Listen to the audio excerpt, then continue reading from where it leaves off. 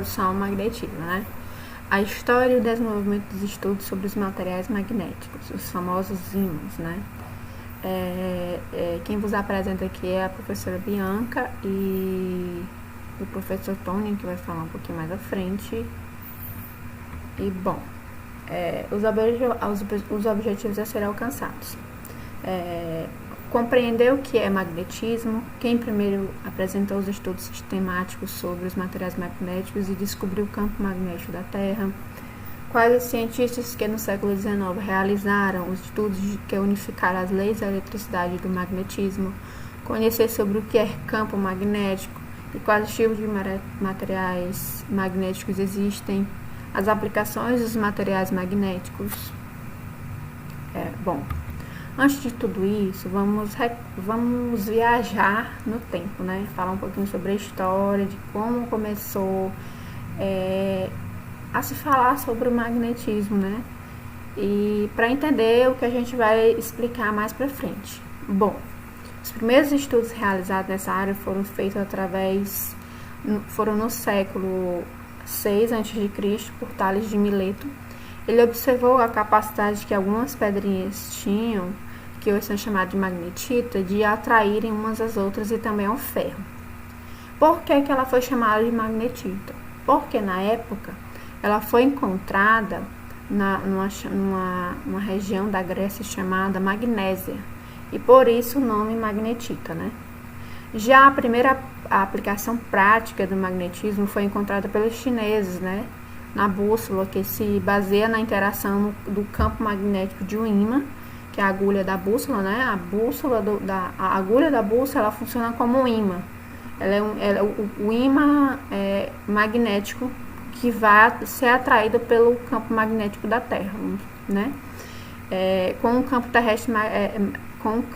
terrestre magnético terrestre.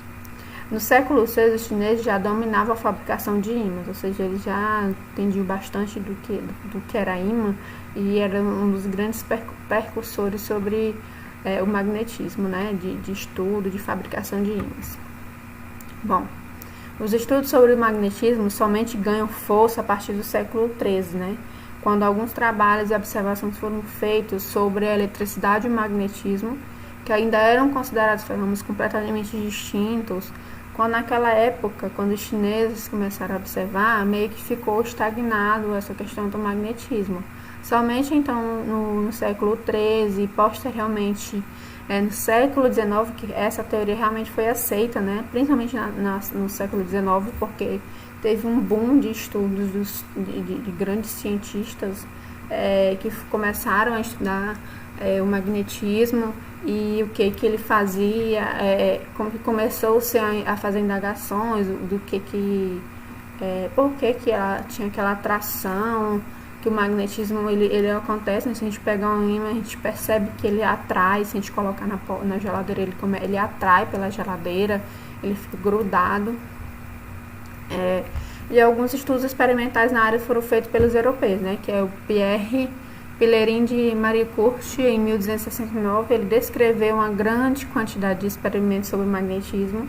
Deve-se a ele as denominações sobre Polo Norte e Polo Sul, né? A gente vai conhecer que no magnetismo é de grande importância o que é norte e o que é sul. Bem como a descoberta de que a agulha da bússola apontava exatamente para o norte geográfico da Terra. A gente sabe que a bússola ela tem ela funciona como um campo magnético, mas ela se associa quando ela aponta, né, para alguma extremidade, ela vai dizer se é norte ou sul, ou leste ou oeste, né, mas vamos para o básico, norte e sul. Bom, o que é magnetismo? É um fenômeno de atração e repulsão observado entre os objetos que possuem propriedades magnéticas.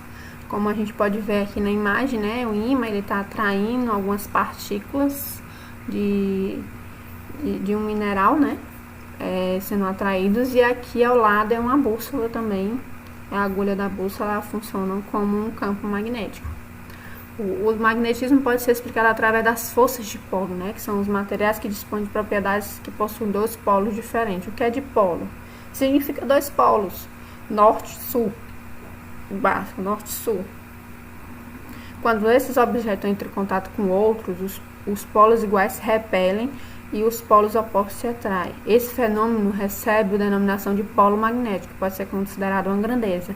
Foi daí que veio a famosa frase, né, que os opostos se atraem, né, que as pessoas associam ao romantismo, a encontrar alguém, né, que sempre os opostos das pessoas diferentes sempre se atraem, né. Então veio daí essa fala, né, por conta da frase e do estudo, né, que a gente sabe que os polos iguais se repelem e os polos opostos se atraem. Bom, quem primeiro apresentou os estudos sistemáticos sobre os materiais magnéticos e descobriu o campo magnético da Terra? Em 1600 a gente pode perceber esse senhor aqui, né, William Gilbert. Ele publicou um livro intitulado de Magnetic, que é esse livro aqui, que já tem mais de 400 anos, né? Esse aqui foi o primeiro livro dele, que se tornou um marco no estudo do magnetismo, chamado de Magnetic. A importância desse livro é que ele é o primeiro trabalho sobre o assunto a seguir a noção moderna de ciência, né? Foi também o primeiro a descrever as experiências realizadas e as propriedades dos materiais, além de propor uma teoria para explicar o magnetismo terrestre. Foi ele que começou a ter essa noção de tentar explicar em teoria, juntar teoria e prática um pouquinho para entender um pouquinho o que era magnetismo, como é que ela funcionava, como é que aquela pedra atraía outro material, né? E foi daí que ele começou a observar e publicou esse livro. Bom, uma das diferenças que eu posso apontar aqui mais proeminente do magnetismo versus eletricidade, né? A gente pode ver algumas coisas bem diferentes, mas que mais à frente, apesar dessa diferença que vai ter o magnetismo e a eletricidade, a gente vai ver que elas se unem, né? Com a questão das fórmulas, do entendimento, algumas coisas vão ser bem parecidas, né? Bem próximas. O magnetismo ele se manifesta sem atrito. Já a eletricidade ela depende de atrito. Ela precisa acontecer um atrito, algo do tipo que possa atritar. No caso, a eletricidade, quando a gente faz o quê? A gente atrita uma caneta dessa, né? Tipo, vou atritar no cabelo e colocar os papelzinhos. Aqui aconteceu uma eletricidade, uma carga elétrica aqui, que quando eu colocar próximo aos papéis, ela vai atrair. Já o magnetismo não, o magnetismo ele já tem essa atração no próprio material dele, né? Ele atrai alguns objetos. O magnetismo ele atrai substâncias magnetizáveis, como eu falei, né? Eu falei sobre a atração. Já a eletricidade ela atrai todas as substâncias, dependendo de qual tipo de atrito que vai acontecer, né? O magnetismo não é blindado por papel, a eletricidade é blindada por papel. O magnetismo não desaparece em submersão, já a eletricidade, a água pode blindar, né? E o magnetismo, ele arranja corpos com orientação, já a eletricidade arranja aglomerados. Aí algumas das principais características que a gente pode destacar sobre o magnetismo e a eletricidade, apesar de serem diferentes, a gente começa a perceber que elas andam um pouquinho juntos, né? Mais pra frente com alguns cientistas.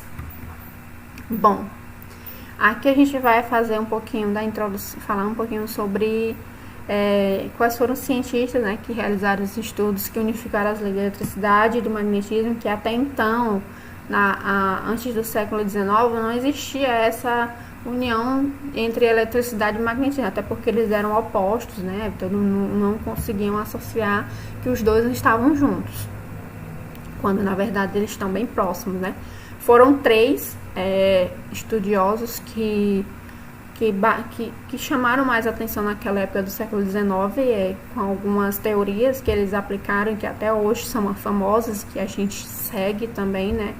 Que foi o Hans C. Olmsted, que ele comprovou que o movimento das cargas elétricas pode gerar campo magnético, né?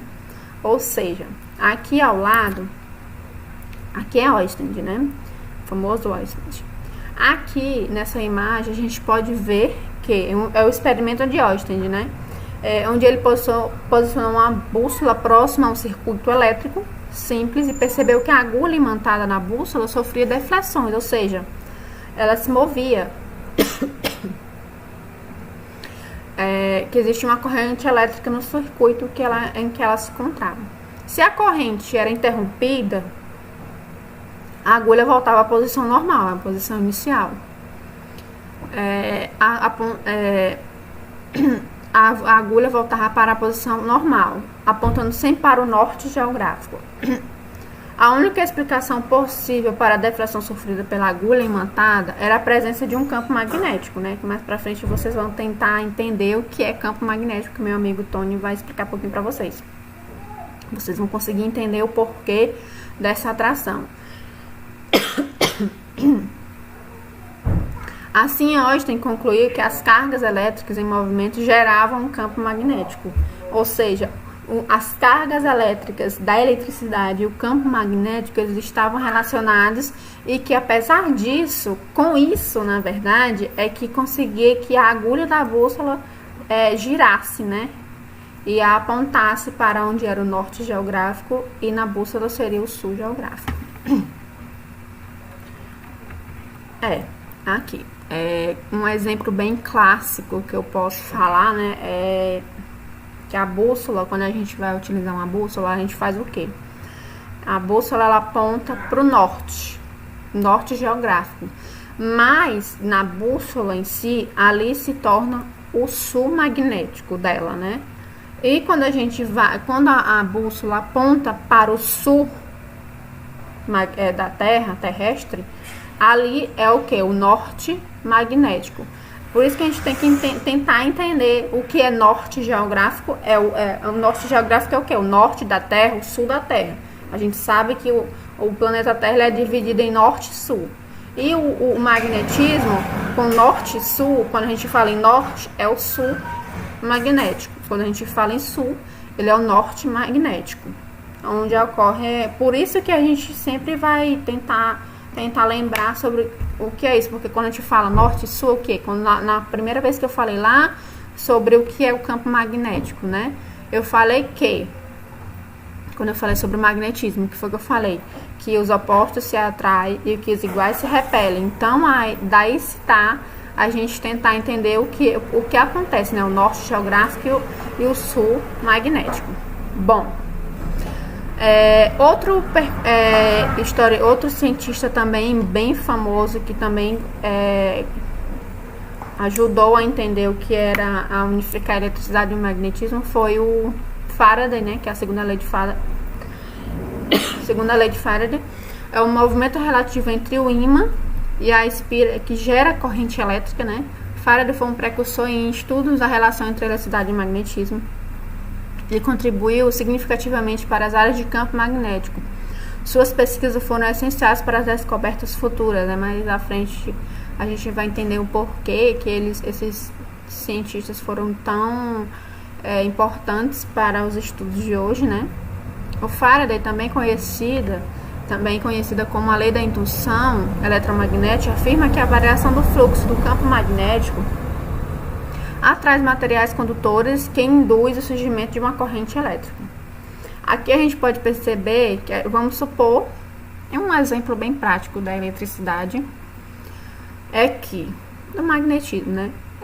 Aqui no caso é uma barra, né, entre norte e sul e tem uma espiral enrolada nele. E com isso tem as duas extremidades do espiral está ligada a tipo um oxímetro. Eu esqueci como é o nome desse negocinho aqui que ele oscila. Quando eles estão ligados, aqui ele vai girar para um lado ou para o outro. Vamos supor que fosse uma bússola, né? Ali vai, mas no caso aqui não é uma bússola. Vamos supor que é uma pilha. E a gente vai ligar a pilha a algum tipo de eletricidade,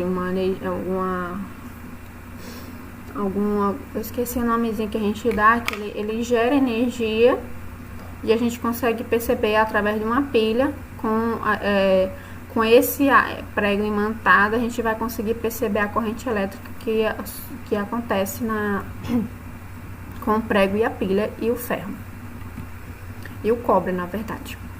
É o ferro, que é o prego, né? O cobre, que vai ser imantado com arame, e a pilha. E o outro estudioso, que é o James Clerk Maxwell. Esse foi um cara que contribuiu bastante para o estudo de unificar as leis de eletricidade e do magnetismo, né? Ele foi o primeiro a prever as existências das ondas eletromagnéticas, né? Que a gente pode ver o gráficozinho das ondas, né? Foi a partir daí que ele falou sobre as ondas, mas infelizmente ele não conseguiu concluir o seu trabalho, que é trazer os experimentos, né? Infelizmente ele não conseguiu, mas ele que deu o pontapé inicial para a gente entender um pouquinho o que é ondas eletromagnéticas e conhecer da existência dela, porque até então não se conhecia, né? Maxwell estabeleceu teoricamente que a luz é uma modalidade de energia radiante que se propaga através das ondas eletromagnéticas. São campos elétricos e magnéticos oscilantes, né? Então, o campo elétrico e o magnetismo eles vão ficar oscilando, como ocorre aqui na imagem, né? Aqui. E elaborou as equações gerais do campo elétrico e desenvolveu a teoria eletromagnética da luz, que possibilitou posteriormente a descoberta das ondas do rádio, né? Por isso que hoje em dia a gente sabe que tem as frequências de rádio, da televisão, da internet, porque a internet ela tem a fibra ótica, ela tem a internet de escada, enfim.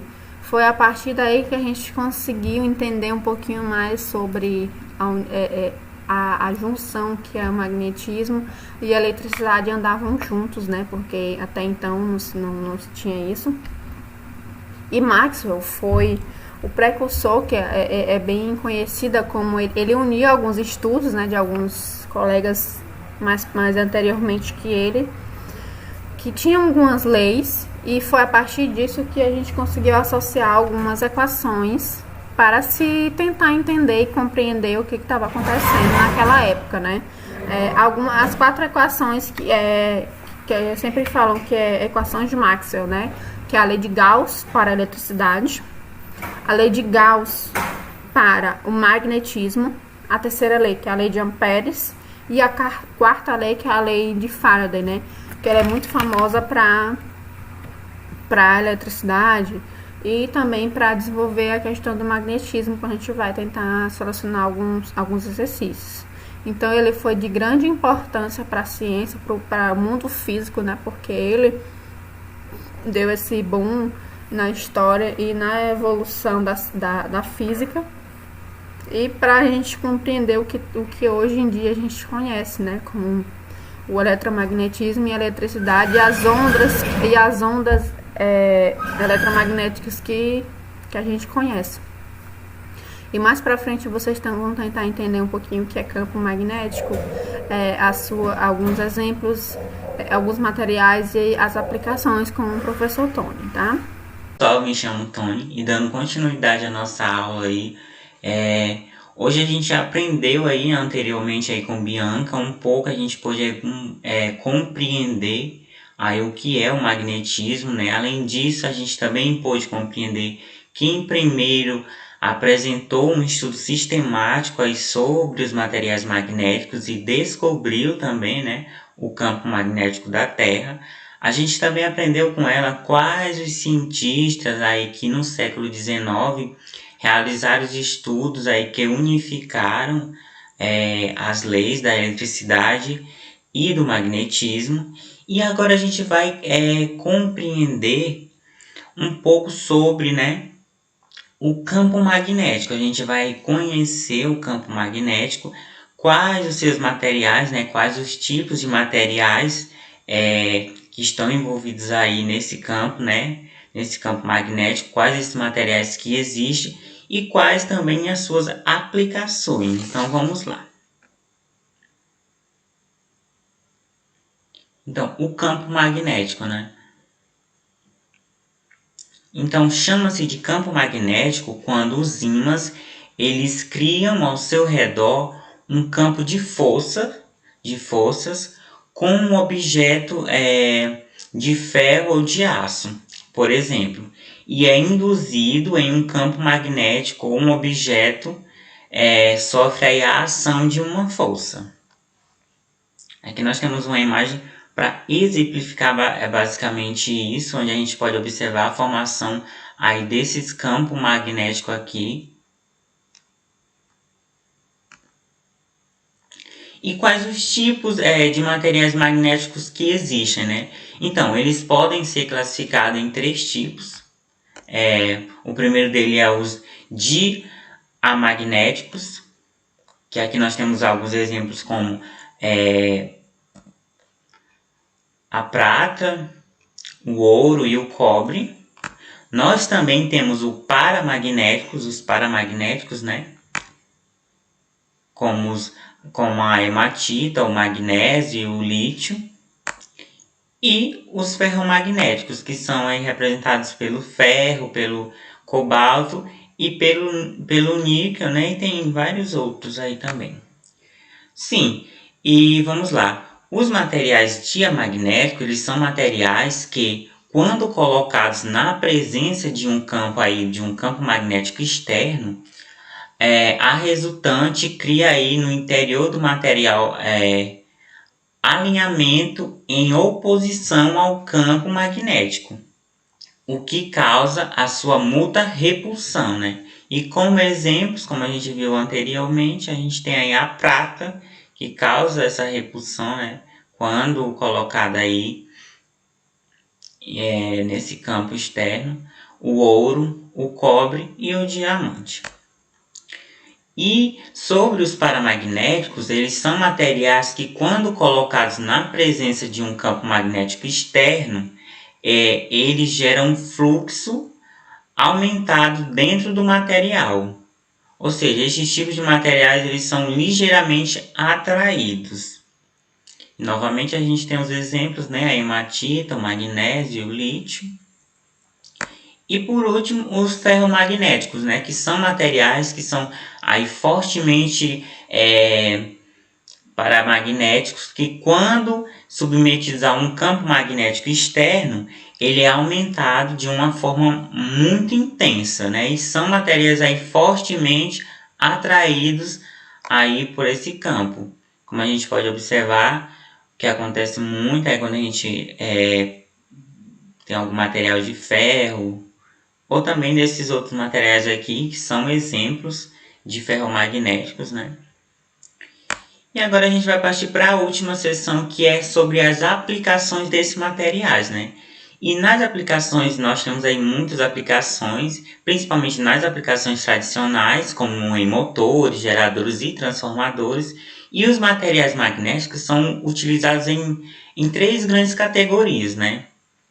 A primeira delas é como ímãs permanentes, que tem aí a propriedade de criar um campo magnético. Aqui a gente tem um exemplo aí desses ímãs permanentes. Como materiais magnéticos doces ou permanentes, né, que são aí magnetizados e desmagnetizados com uma grande facilidade e produzem um campo magnético muito maior do que seria criado apenas por uma corrente enrolada na forma de espiral. E por último, como aplicação na chamada aí gravação magnética, né? E essa aplicação ela é baseada na propriedade que o cabeçote de gravação ele tem de gerar um campo magnético em resposta a uma corrente elétrica. Com esse campo, é possível alterar o estado de magnetização aí de um magnético próximo, o que possibilita armazenar nele a informação contida no sinal elétrico. Então, aqui a gente tem essa imagem aqui, né, do disco rígido. E os discos rígidos, eles fazem aí uso de gravação magnética para armazenar a informação, né? Então, aí